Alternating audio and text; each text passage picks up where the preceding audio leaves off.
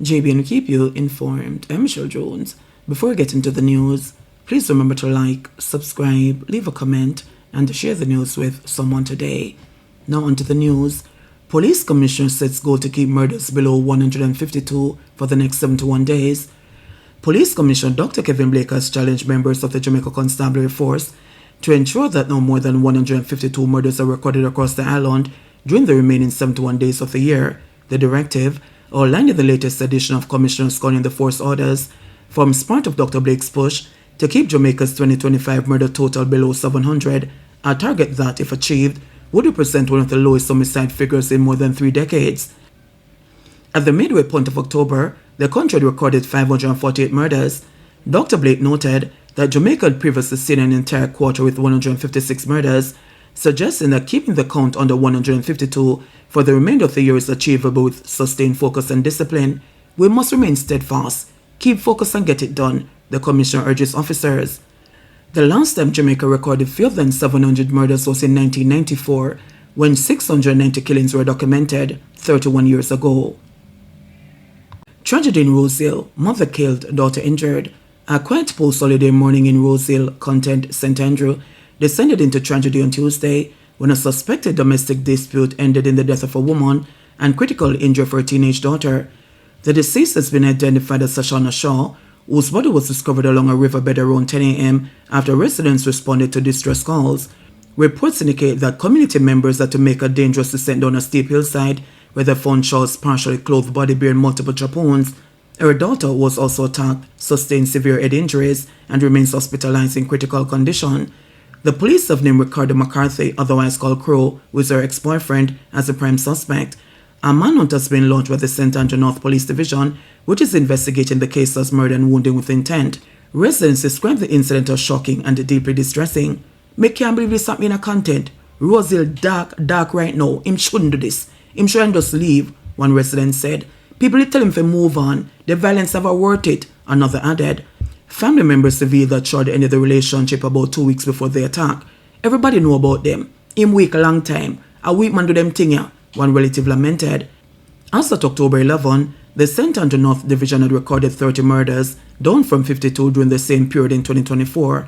Police investigations into the latest killing continue. Man shot during alleged police confrontation in St. Catherine Dyson Hospital. A man was shot during an alleged gun battle with police in Caymanas Bay, St. Catherine on Tuesday and succumbed to his injuries. He has been identified as Roshan Gale, otherwise called Roshan, a 24-year-old laborer from the community. According to police reports, around 5:35 a.m., law enforcement officers were conducting a targeted operation in the area when Gale was accosted.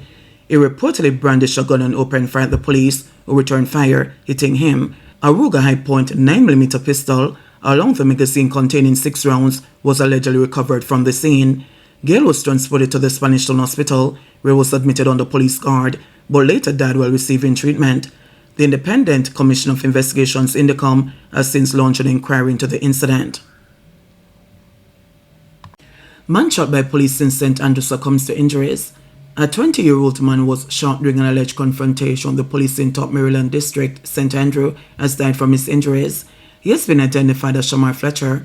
According to reports, around 3 a.m. Tuesday, a police operation was being carried out in the area when officers were allegedly fired upon. Lawmen reportedly returned fire, and after the shooting subsided, a search of the area was conducted. Fletcher was reportedly found lying face down, with what appeared to be a gunshot wound to the head and a gun beside him. He was taken to the University Hospital of the West Indies, where he later succumbed to his injuries. The Independent Commission of Investigations Indicom has since launched a probe into the fatal shooting. Meanwhile, the St. Andrew North Police Division has seized more than 50 guns since the start of the year, as part of its ongoing efforts to dismantle criminal networks and recover illegal weapons. The division has also listed several individuals wanted for murder. They include Fabian Watson, otherwise called Bowler Tristan, a welder of Florence Hill, St. Andrew, and Gregory Park, St. Catherine, Siobhan Matthews, otherwise called Marks, of Central Village, and Blue Hole District, Red Hills, St. Andrew, Kemar Samuda, otherwise called Scammer Chopper, of 104 Red Hills Road, Kingston 19, Emar Greenham, otherwise called Bully Beef, of 128 Barbican Road, Kingston 8, and Kenroy Willis, otherwise called Papa, of Lawrence Tavern, St. Andrew, wanted for murder and linked to several other shootings. The police are urging these men to turn themselves into the Constant Springs CIB or the nearest police station. Anyone with information is asked to contact the St. Andrew North Division at 876-924-1421 or call 119. Police identified the 3 men killed in St. Catherine shootout. Police have released the identities of the 3 men who were fatally shot during an alleged gun battle with law enforcement officers in Linstead, St. Catherine, on Monday night. The deceased are Ron Barrett, 24, of Cedar Grove, Portmore, St. Catherine; Davian Francis, 25, a fruit vendor of Riversdale District, St. Catherine; and Tyrese Wright, 23, a mace also from Riversdale. According to police reports, around 10:30 p.m., officers attempted to intercept a white Toyota Axio carrying 5 men along the Linstead bypass. The men reportedly opened fire and a fierce shootout ensued. When the gunfire subsided, 3 men were found dead while 2 others escaped. 2 police officers were also shot and injured. One remains in stable condition in hospital while the other was treated and released. A gun was recovered at the scene following an extensive overnight manhunt. One of the 2 men who escaped was captured early Tuesday morning during a targeted police operation in wooded areas along the train line in Linstead. The man was found hiding in bushes near the train line. He appeared to be suffering from a gunshot wound to the leg, likely sustained during the exchange of gunfire, a police source said. The suspect remains in custody as investigators continue to search for the second fugitive, who is still on the run. Law enforcement believe the group may be connected to a criminal network operating across Ocho-Rios in St. Ann and St. Catherine, and are probing the men's activities and intentions on the night of the confrontation. The vehicle, investigators say, had just exited a toll road and its occupants allegedly opened fire on the police team that attempted to accost them. The St. Catherine Major Investigation Division is continuing its probe into the incident. Millions stolen from Beryllium vehicles still missing. Nearly a week after the arrest of a security guard accused of stealing millions from a Beryllium armored vehicle, investigators say the stolen cash remains missing. Police confirmed that while the guard has been taken into custody, the exact amount of money stolen has not yet been determined. An official from Guardsman Group, Beryllium's parent company, declined to comment when contacted on Tuesday. As of early Wednesday, no formal charges have been laid against the 42-year-old security guard. A senior investigator explained that the next step involves a question and answer session with the suspect in the presence of his attorney before charges can be filed. The security guard was captured last Thursday at a premises in St. Andrew, ending a 7-day manhunt. He was part of a 3-man Beryllium team assigned to collect cash at Megamart, St. Andrew, on October 11. Reports indicate that while his colleagues went inside the store, the guard remained in the armored vehicle. When they returned, both he and the cash, estimated between $15 million and $20 million, were gone. He reportedly left behind his company-issued fireman uniform inside the vehicle. Investigations into the incident are ongoing. Schools urged to prepare to go online. Education Minister Dr. Dana Morris-Dixon has urged schools to make preparations to shift classes online as the country braces for a potential impact of Tropical Storm Melissa this weekend. Morris-Dixon was speaking during a special press briefing held on Wednesday in preparation for Tropical Storm Melissa.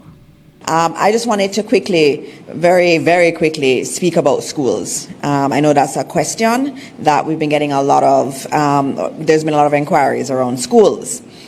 As many of you know, many of our schools are used as designated shelters. 780 schools across Jamaica are among the 881 that Mr. Thompson spoke about earlier. And so our schools are definitely going to be mobilized in particular areas, we believe. And so in terms of schools, what we are saying to our schools at this point is that they need to make preparations to potentially go online. And so you need to get ready with Google Classroom. And we understand also that not every community has internet, has access in that way. And that's really why for us in the ministry, we really don't like closing schools, because some students are really very disadvantaged. But the safety of everybody and all our students and our teachers is of utmost importance. And so as we're preparing for this storm, we need to prepare for everyone. Some of our students will not be able to have internet, and so we'd say to our schools, prepare the worksheets for those children so they can take it home. We don't want to have any large learning gaps, taking place, and so we do what we can as we hear the updates. Later today, we will give another update in relation to schools. Tomorrow, we are waiting for the later this afternoon's advisories as they come from the Met Service, and then we will send out an advisory re-schools tomorrow. And so that's on the matter of schools. JBN will keep you informed. Please remember to subscribe, like, share, leave us a comment, and click the notification bell to receive our daily news items.